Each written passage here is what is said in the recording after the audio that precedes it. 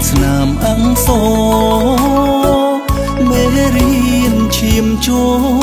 សិលធម៌វិសេងវិសាលទូមានប្រហោតដៅ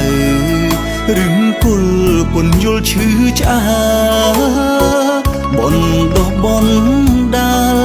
ធនធានមានដល់សង្គមឆន្ទៈគំរូតស៊ូគោលការណ៍មុតមុំរួមលើកំពុងកែខៃវិស័យអប់រំព្រំវិហារធម៌ស្មុំសផ្ដល់ចាំងតោស្ដងអើយសិស្សខិតខំដំរងចាំងខុវិស័យឈ្មោះគ្រូបងរៀនមានចិត្តបេះដូងបចង់ឲ្យសឹងល្អបន្តតាមក្តីស្រមៃរួមនៅសុចរិតប្រព្រឹត្តឲ្យសមដំឡៃគោរពវិន័យសាងយន្តឈ្មោះជូនគ្រួសារគ្រូតែមួយថ្ងៃគ្រូយើងអស់មួយជីវិតនេះជាការពិត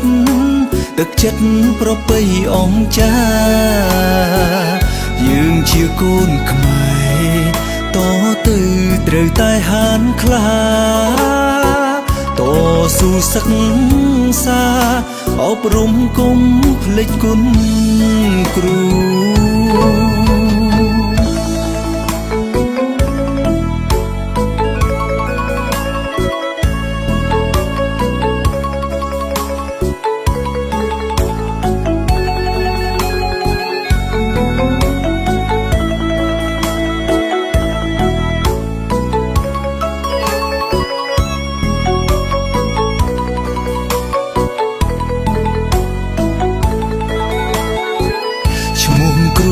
បងរៀនមានចិត្តបេះដូងប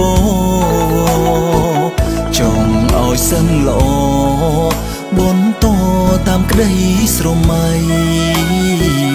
រួមនៅសុចរិតប្រព្រឹត្តឲ្យសមដំឡៃគោរពវិន័យសាងយន្តឈ្មោះជូនគ្រួសារគ្រូតែមួយថ្ងៃគ្រូយើងអស់មួយជីវិតនេះជាការពិតទឹកចិត្តប្រពៃអង្គចាយើងជាកូនខ្មែរតទៅត្រូវតែហានខ្លាតស៊ូសិក្សាអប់រំគុំភ្លេចគុណគ្រូ